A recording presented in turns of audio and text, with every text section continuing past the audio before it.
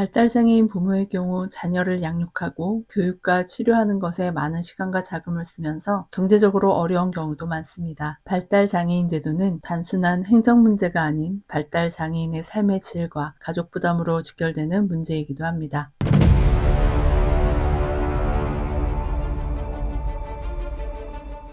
지적 장애인이 받을 수 있는 돌봄 정책을 총정리해 봤습니다. 뭘 해야 할지 모를 땐 한번 봐보세요. 지적 장애인을 위한 정책들은 장애인 본인보다는 보호자가 찾아 챙겨야 하는 경우가 많습니다. 지적 장애인을 위한 돌봄 정책들이 매우 다양하고 세분화되어 있다고는 하지만 평생 장애로 인해 어려움을 겪어야 하는 당사자 입장에서는 부족하다 생각될 수밖에 없습니다. 부모님들과 같은 보호자가 챙겨서 신청할 수밖에 없는 여러 제도이다 보니 무엇이 있는지 알아보는 것도 더 어렵게 느껴질 것입니다. 조금이나마 도움을 드리고자 작성해 본 글입니다. 필요하신 분들이 하나라도 더 챙겨서 지원받을 수 있었으면 좋겠습니다. 지적장애인의 돌봄 정책 첫 번째로는 활동지원 서비스입니다. 활동지원 서비스는 활동지원사가 가정에 방문해 식사, 위생, 외출 동행 등 일상생활을 지원하게 됩니다. 바우처로 지원하게 됩니다. 지원 시간은 월 60시간에서 480시간 까지 가능합니다. 장애 등급 및 상황에 따라 차등이 있으며 심사를 통해 등급을 정하여 시간을 지정받습니다. 바우처 금액과 별도로 자부담금이 있는데 기초 생활수급자는 전액 무료, 일반 가정은 소득에 따라 자부담금을 차등 부담합니다. 신청은 읍면동 주민센터를 통해 신청을 하고 국민연금공단에서 심사를 하게 됩니다. 신청서를 제출하시면 방문 조사 및 서비스 인정 조사가 이루어지게 됩니다. 그 후 서비스 시간 결정이 되고 활동 지원사가 배정이 됩니다. 두 번째로 발달장애인 주간활동 서비스입니다. 만 18세 이상 성인 지적 장애인을 대상으로 하며 바우처로 지원됩니다. 형태는 지역센터에 입소 또는 지역사회 참여 프로그램에 참여하게 됩니다. 운영은 평일 중심으로 주 25시간 내외로 운영하고 있습니다. 장점으로는 보호자가 잠시 돌봄에서 벗어날 수 있는 시간이 확보된다는 장점이 있습니다. 신청처는 발달장애인 지원센터 또는 각 지역 지정 수행기관에서 신청하시면 됩니다. 절차로는 서비스 신청서 및 관련 서류를 제출 후 면담과 욕구조사를 하게 됩니다. 프로그램을 배정받아 이용하시면 됩니다. 청소년이 이용하는 방과 후 활동 서비스입니다. 대상은 만 6세에서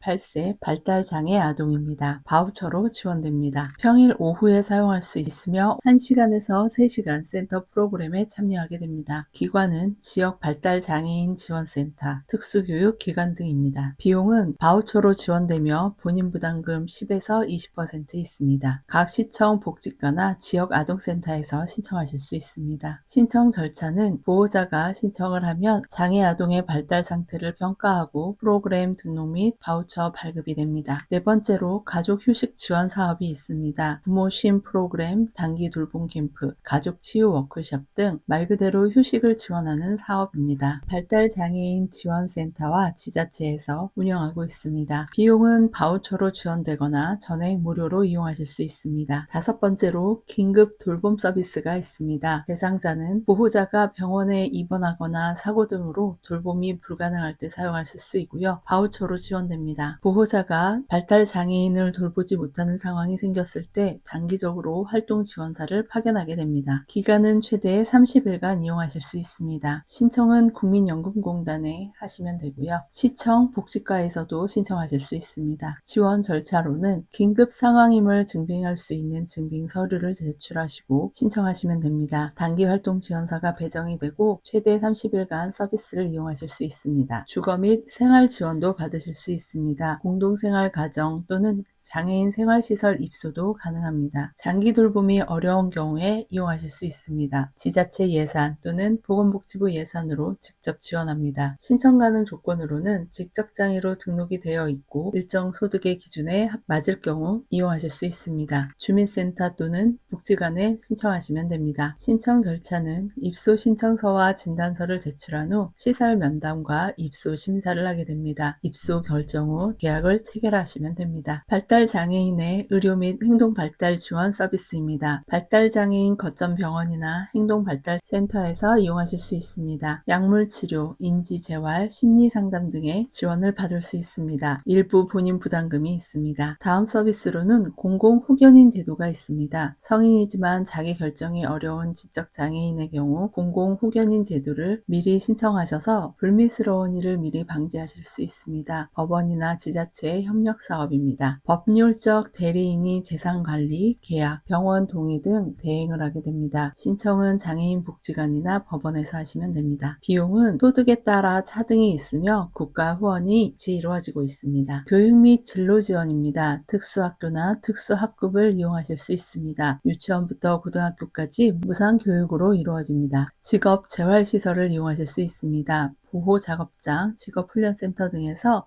단순 작업 및 훈련을 하게 됩니다. 급여는 월 10만원에서 80만원 내외입니다. 10번째, 경제적 지원이 있습니다. 장애인 연금은 만 18세 이후부터 신청 가능하며 최대 월 42만원이고 매년 상향되고 있습니다. 기초수급 여부에 따라 다릅니다. 장애수당과 장애아동수당이 있습니다. 월 2만원에서 20만원까지 차등 있습니다. 양육 스트레스 상담비를 지원합니다. 정신건강센터에서 부모 상담비 일부를 지원하고 있습니다. 이 제도들은 중복 신청이 가능하지만 일부는 시간이나 금액 조정이 필요한 제도들입니다. 지자체별로 특화된 서비스가 따로 운영되기도 하고 있으니 시군 구청의 복지과나 각 지역의 발달장애인 지원센터에 문의하시면 구체적인 안내를 받을 수 있습니다. 발달장애인은 지체장애인과 달리 본인의 목소리를 내기가 어렵습니다. 그래서 장애인 부모연대와 같은 보호자분들이 목소리를 내고 있습니다. 또한 발달장애인이 자칫 이용당하는 안 좋은 경우를 대비하기 위해서이기는 하겠지만 모든 신청 절차가 너무 복잡하고 까다롭습니다. 지방의 경우 장애인 시설 자체가 없는 곳도 많아 발달장애인의 삶의 질은 낮아지고 가족의 부담은 높아집니다. 또한 발달장애인 부모의 경우 자녀를 양육하고 교육과 치료하는 것에 많은 시간과 자금을 쓰면서 경제적으로 어려운 경우도 많습니다. 발달장애인 제도는 단순한 행정 문제가 아닌 발달장애인의 삶의 질과 가족 부담으로 직결되는 문제이기도 합니다. 이것이 발달장애인 가정의 경제적 어려움과 낮은 복지 수준을 보이는 이유입니다. 현실적이고 직접적인 복지제도가 도입되었으면 하는 바람으로 앞으로 중앙정부 차원의 균형정책의 변화와 지원을 기대해봅니다. 도움이 되셨다면 구독, 좋아요, 알림 설정 부탁드리고요. 좀 더 자세히 보고 싶으신 분들은 설명란 링크 참고해주세요. 복지에 관한 궁금한 점 있으시면